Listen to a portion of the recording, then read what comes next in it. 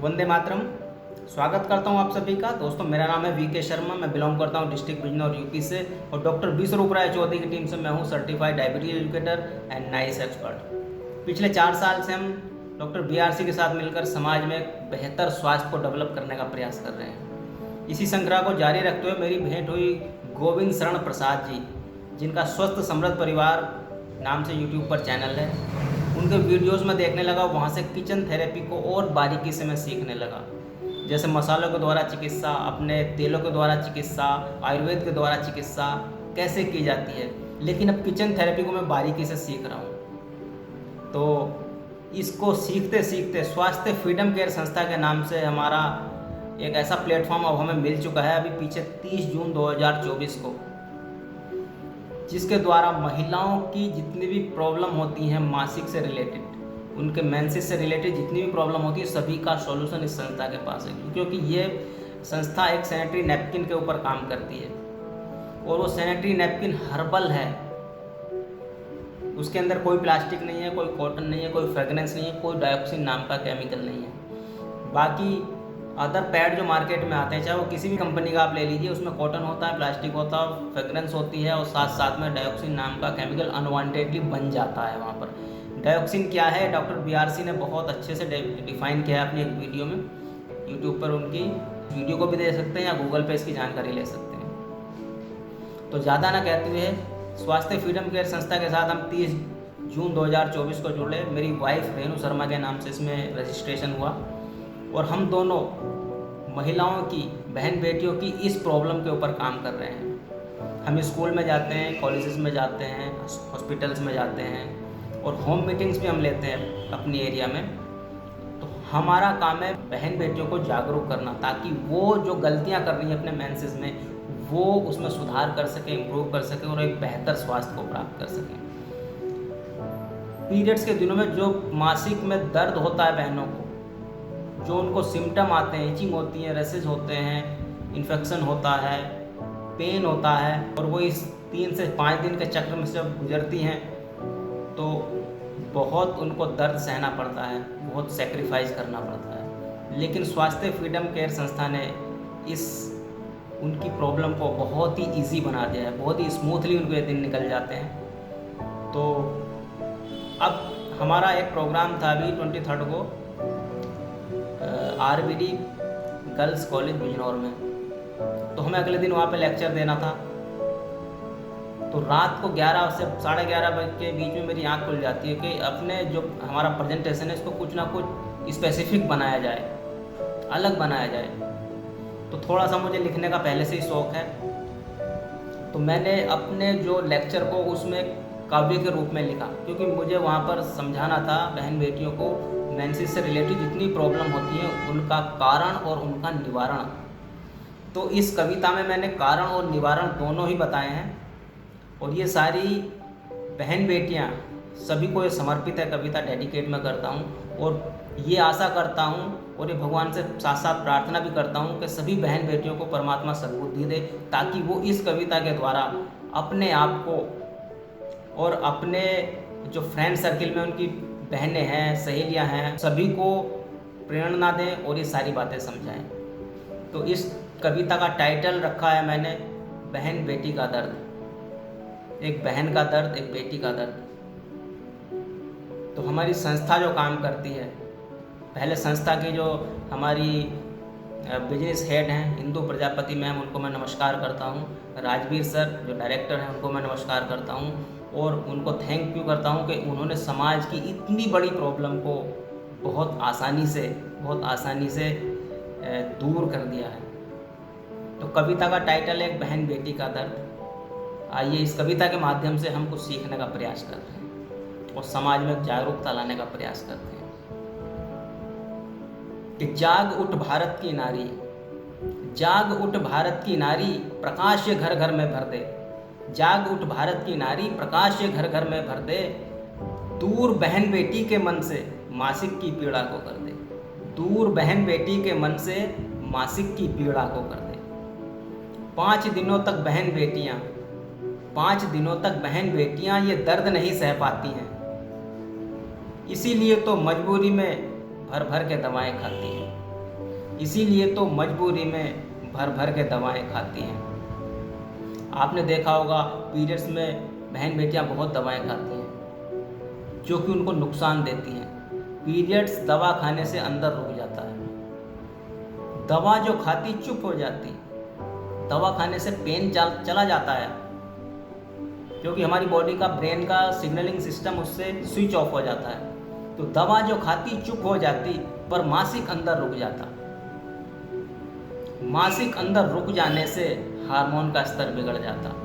जब पीरियड्स अंदर रुक जाते हैं तो फीमेल्स के, बहन बेटी के शरीर में हार्मोन्स डिसबैलेंस होने लगते हैं, और जब हार्मोन डिसबैलेंस होने लगते हैं तो थायराइड, पीसीओडी, ये सारी बीमारियां क्रिएट होने लगती हैं।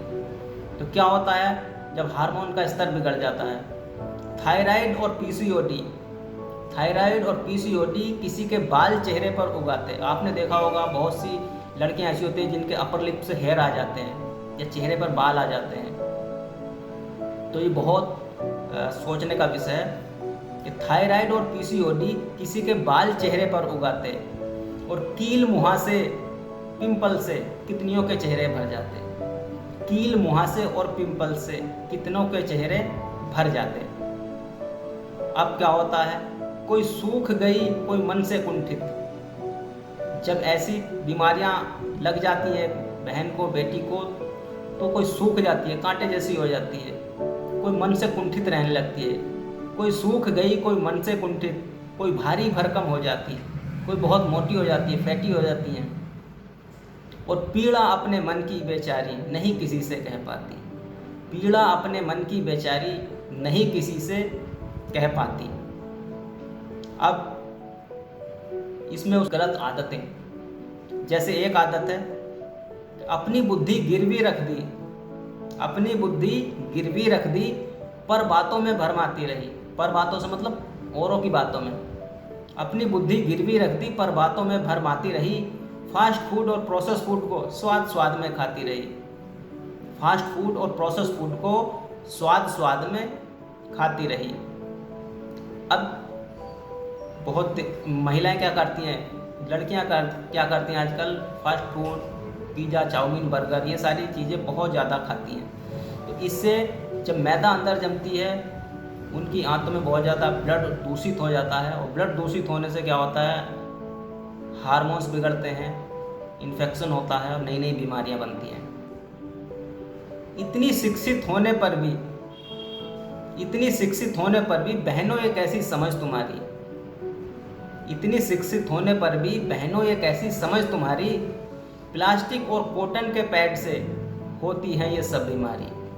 जितनी बीमारियां फीमेल्स को पीरियड्स के दौरान होती हैं, ये सारी जो प्लास्टिक का, कॉटन का पैड में यूज़ करती हैं बहन बेटियां पीरियड्स के दौरान, उससे बहुत सारी बीमारियां आती हैं, क्योंकि उसमें डायोक्सिन नाम का केमिकल अनवांटेडली बन जाता है। इतनी शिक्षित होने पर भी बहनों कैसी समझ तुम्हारी, प्लास्टिक और कॉटन के बने पैड से होती है ये सब बीमारी। अब क्या करना है, फिर क्या होता है, जब उनको पेन होता है, दर्द होता है, तो बेचारी दवाएं खाती है, पुड़िया लेकर के खाती हैं डॉक्टर से। जब वो शिक्षित हो जाती हैं, अपना कैरियर भी बना लेती हैं, लेकिन साथ में दवा की पुड़िया उनके चलती रहती है। तो साथ दवा की पुड़िया लेकर सुहाग की सेज वो चढ़ जाती है, फिर उसकी शादी हो जाती है। कि साथ दवा की पुड़िया लेकर सुहाग की सेज वो चढ़ जाती, और हर मासिक चक्कर पर देखे पर माँ नहीं वो बन पाती। हर मासिक चक्कर पर देखे पर माँ नहीं वो बन पाती। अब उसके लिए माँ बनने का जो सुख होता है औरत को, वो समाज में उसको मान दिलाता है, प्रतिष्ठा दिलाता है, लेकिन उसके साथ वो ऐसा नहीं हो रहा, क्योंकि वो पास्ट में बहुत सारी गलतियां करके आई है, नासमझी में, कुछ जानबूझ करके। तो फिर क्या होता है, फिर सास ननद के तानों से जब उसको बच्चा नहीं हो पाता, बेचारी बहन को 2 साल, 3 साल, 4 साल शादी को गुजर जाते हैं, तो सब उसको एक बड़ी गलत नज़रों से देखने लगते हैं। फिर सास ननद के तानों से तन मन सुलगने लगता है। सास ननद के तानों से तन मन सुलगने लगता है, और कितनियों का तो जीवन साथी हर रोज झगड़ने लगता है। कितनियों का तो जीवन साथी हर रोज झगड़ने लगता है। इससे उनके परिवार में बहुत ज़्यादा कलह हो जाती है, कुंठित हो जाता है उसका मन और ज़्यादा। फिर जहाँ भी कोई उसको भेजता है डॉक्टर के पास, वो दवाएं खाती हैं, अपने शरीर में बहुत ज़्यादा जहर भर लेती है। कि बाद विवाह के कुछ सालों में खूब जहर वो खा लेती और बंजर अपने तन कोमल को दुखियारी बना लेती। वो दुखियारी बना लेती। दवा खाने से क्या होता है, शरीर हमारा बंजर हो जाता है, हमारा शरीर प्लास्टिक बन जाता है, इलास्टिक से प्लास्टिक की तरफ चल जाता है, हार्डनेस आ जाती है शरीर में, सारे ऑर्गन हमारे ठीक से काम नहीं कर पाते। तो कभी उसका चेहरा कितना खिला हुआ रहता था शादी से पहले, वो सुंदरता की एक मूरत आज बेरूप बनी रहती है। जब उसको कई साल हो जाते हैं शादी के बाद, बच्चा भी नहीं हो पाता उसको, तो उसका मन दुखी रहने लगता है, किसी काम में नहीं लगता और वो सजना संवरना भी छोड़ देती है बेचारी। सुंदरता की एक मूरत आज बेरूप बनी रहती है, कैसे खुद को स्वस्थ बना लूं, बस इसी में उलझी रहती है। कैसे खुद को स्वस्थ बना लूं, बस इसी में उलझी रहती है। अब वो इसी उलझन में रहती है कि मैं इसे कैसे अपने आप को स्वस्थ बनाऊं, कैसे वो माँ बनने का सुख पाले। तो इस उलझन को हम किस प्रकार से उसकी सुलझाते हैं, हमारी जो स्वास्थ्य फ्रीडम केयर संस्था है, कैसे वो माँ बेटियों की इस उलझन को सुलझाती है। इस संस्था के साथ जुड़ करके बहुत सारी बहन बेटियों ने माँ बनने का सुख पाया है। इसका जो सैनिटरी पैड है इतना क्वालिटी बेस्ड प्रोडक्ट है। तो हर बहन बेटी की इस उलझन को हम सुलझाते हैं, गर्म पानी में बस घी पी लो, मासिक पीड़ा में बतलाते हैं। गर्म पानी में बस घी पी लो, मासिक पीड़ा में बतलाते हैं। और याद रखो बात हमारी, अगर खुद को स्वस्थ बनाना है तो स्वास्थ्य फ्रीडम केयर का हर्बल बस पैड तुम्हें अपनाना है। स्वास्थ्य फ्रीडम केयर का हर्बल बस पैड तुम्हें अपनाना है।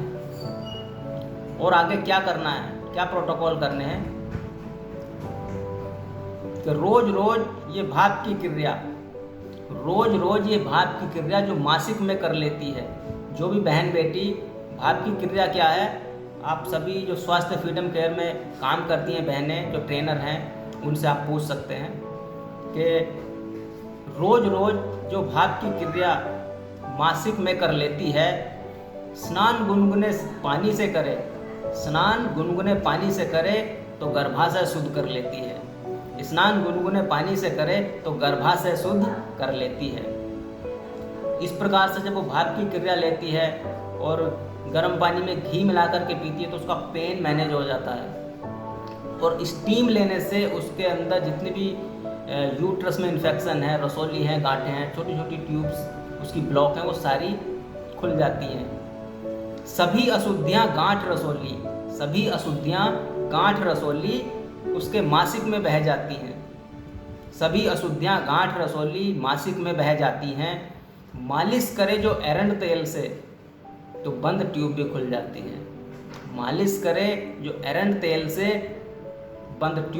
जाती है।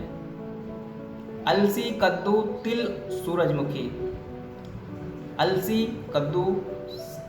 सूरजमुखी के बीज जो खाने लगती है, कांटे जैसी दिखने वाली भी छरछरी काया को पाने लगती है।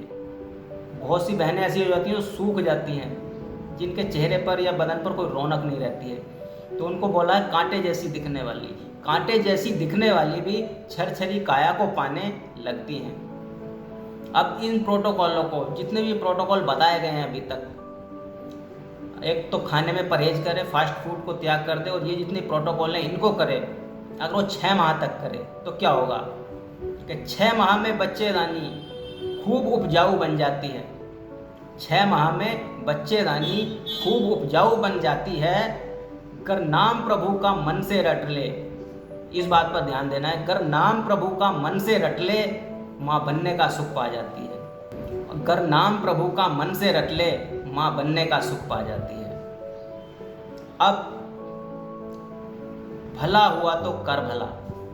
अब जब हमें इतने सारे बीमारियां हमारी दूर हो रही हैं, हमारे सुख मिल रहे हैं इतने, हमें इस संस्था के साथ जुड़ करके, इस पैड को इस्तेमाल करके, इन प्रोटोकॉलों को यूज़ करके, जिससे हमारा भला हुआ है। अब भला हुआ तो कर भला, गफलत में धोखा मत खाना। अब भला हुआ तो कर भला, गफलत में धोखा मत खाना। जितना सीखा है तुमने हर बहन बेटी को समझाना, जितना सीखा है तुमने हर बहन बेटी को समझाना।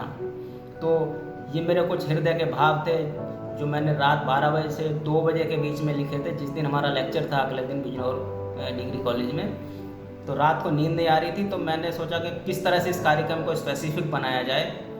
तो ये सब कुछ इस कविता में एक कारण भी है कि कैसे बहन बेटियों के जीवन में सारी प्रॉब्लम्स आ रही हैं, उनके मासिक चक्र में गड़बड़ हो रही हैं, कैसे उनको पीसीओडी, थायराइड और गांठें बन रही हैं, सिस्ट बन रही हैं, ट्यूब्स ब्लॉक हो रही हैं, वो मां नहीं बन पा रही हैं। ये सारे कारण हैं और इनका निवारण भी मैंने इसमें देने की कोशिश की है। तो इस कविता को सभी बहनों को, सभी बेटियों को मैं डेडिकेट करता हूँ और परमात्मा से प्रार्थना करता हूँ कि हर बहन बेटी को सद्बुद्धि दे, ताकि वो इस कविता के माध्यम से कुछ अपने जीवन में सुधार करें, समझें सारी चीज़ों को कि दवा खाने से कुछ नहीं होता है, दवा खाने से हमारी बीमारी और बढ़ती रहती है। हमें प्राकृतिक चीज़ों को इस्तेमाल करना होगा और प्रकृति की तरफ वापस आना होगा, क्योंकि हमारा शरीर प्रकृति का ही बना हुआ है, पंच तत्वों से बना शरीर है और पंच तत्व भी उसे ठीक कर सकते हैं जो प्रकृति से आते हैं। एक बात लास्ट में कहना चाहूँगा कि जो चीज़ परमात्मा ने बनाई है उसका हम इस्तेमाल करें, खाने में भी और यूटिलाइज करने में भी। लेकिन जो चीज़ मैन मेड है, मैन मेड क्या चीज़ है, जितने भी प्रोसेस फूड हैं सारे मैन मेड हैं। जितनी भी क्रीम्स आती हैं, लोशंस आते हैं, क्या इनको हम ओरली खा सकते हैं? नहीं खा सकते। तो हमें इन चीज़ों को अवॉइड करना है और अपने आप को स्वस्थ बनाना है, हर बहन बेटी को स्वस्थ बनाना है, सशक्त बनाना है, उसको आत्मनिर्भर बनाना है। क्योंकि एक औरत, एक गृहिणी घर की रीढ़ की हड्डी होती है। जिस प्रकार से हमारी रीढ़ की हड्डी होती है हर इंसान के शरीर में, और उस रीढ़ की हड्डी के बेस पर ही वो खड़ा हो सकता है, उसी प्रकार से एक गृहिणी, एक औरत, एक बहन, एक बेटी एक घर की रीढ़ की हड्डी होती है। अगर घर की रीढ़ की हड्डी स्वस्थ है तो पूरा घर स्वस्थ रहेगा। तो इन्हीं शब्दों के साथ मैं सब आपसे विदा लेता हूँ। धन्यवाद।